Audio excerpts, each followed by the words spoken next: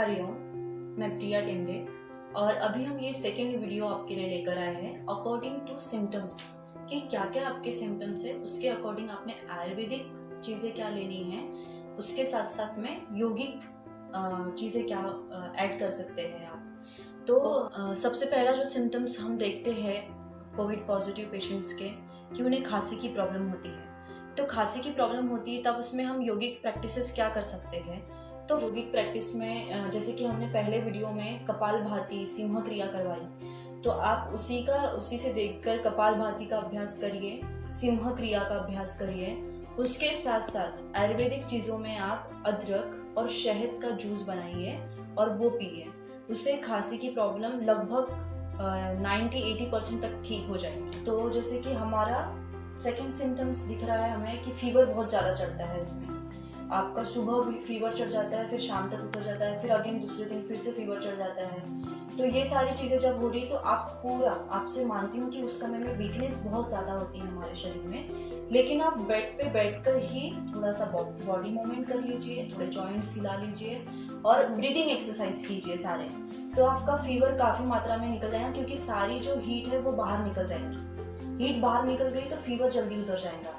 लेकिन उसके साथ साथ आप क्या कर सकते हैं, आप स्टीम तो ले ही रहे हैं, स्टीम आपको 3 से 4 टाइम लेना है, और उसके साथ साथ आप खाली पेट में सुबह जीरा और सौंफ इन दोनों को आप चबा कर गर्म पानी लीजिए 1 गिलास और वो पीते जाइए। उससे भी आपका फीवर जल्दी ठीक हो जाएगा। उसके बाद में हमें उल्टी की प्रॉब्लम हो रही है अगर, तो ज़्यादा से ज़्यादा खाली पेट में सुबह सुबह ग्लूकोज का पानी लीजिए, नींबू और शक्कर मिलाकर और थोड़ा नमक मिलाकर वो पानी पीजिए, तो उससे भी आपका उल्टी का प्रॉब्लम थोड़ा जल्दी ठीक होगा।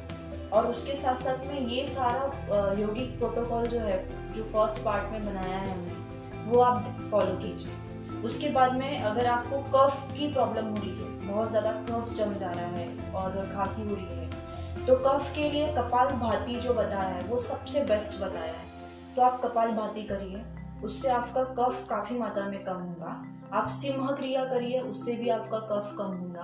आप जलद श्वसन करिए, ये सारे कफ के लिए बहुत ज़्यादा बेनिफिशियल, क्योंकि इससे क्या हो रही है कि हीट थोड़ी सी बढ़ेंगी आपके शरीर में, तो कफ जल्दी से रिलीज हो जाएगा। और बहुत सारे लोग कफ की वजह से ही उनका श्वसन मार्ग जो होता है वो ब्लॉक हो जाता है, तो इसीलिए कफ को हटाना बहुत ज़्यादा ज़रूरी है। तो ये 3 चीज़ें बहुत ज़रूरी है।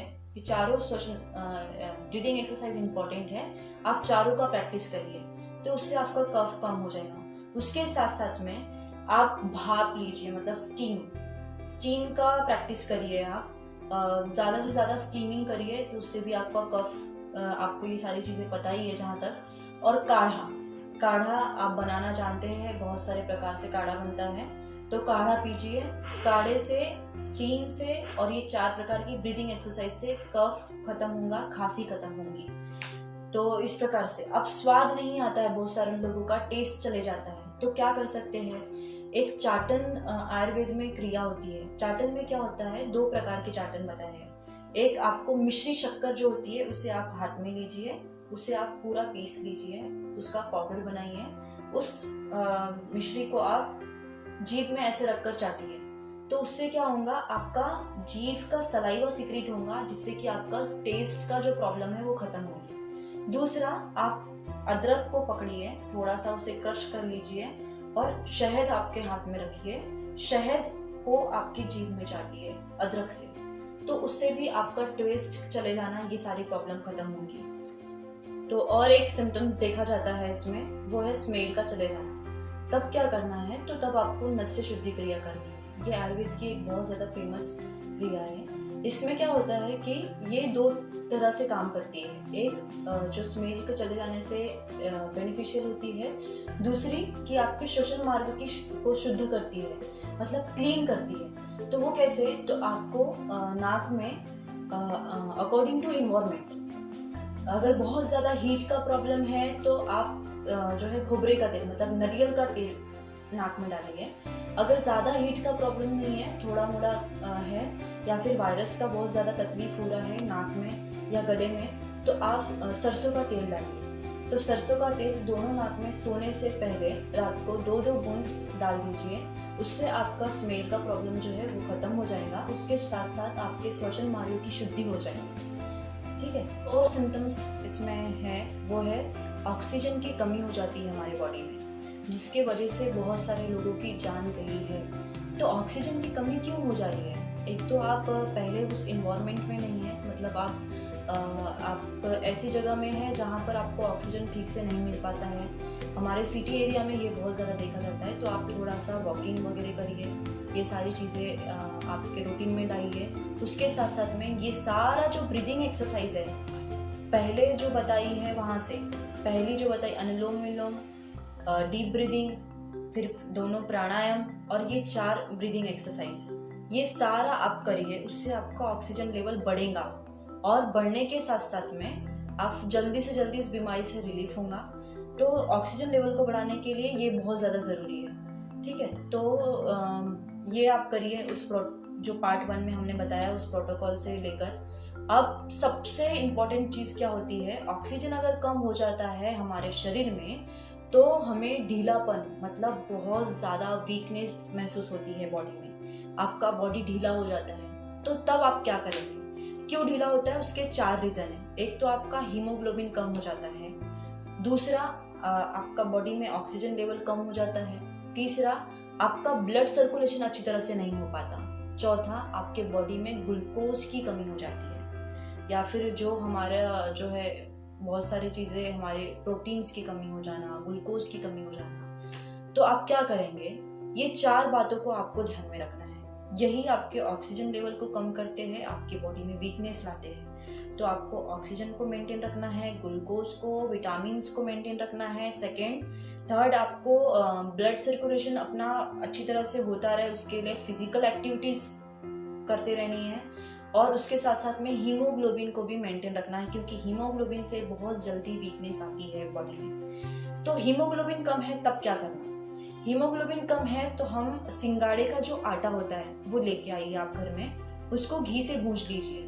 भूंजने के बाद में उसे आप, कफ है तो दूध नहीं लेना है, लेकिन कफ नहीं है तो आप दूध के साथ उसमें मिक्स करके आप वो पीजिए। उसमें बादाम काजू ऐड कर सकते हैं आप जैसा ठीक समझे। तो हीमोग्लोबिन आपका 1 महीने में बहुत जल्दी बढ़ेगा, आप ट्राई करके देखिए। तो वो बहुत ज़्यादा बेनिफिट होता है। और ब्लड बढ़ाने के लिए आप खजूर खाइए, ज़्यादा से ज़्यादा खजूर, बीट, अनार, इनका आप सेवन करिए।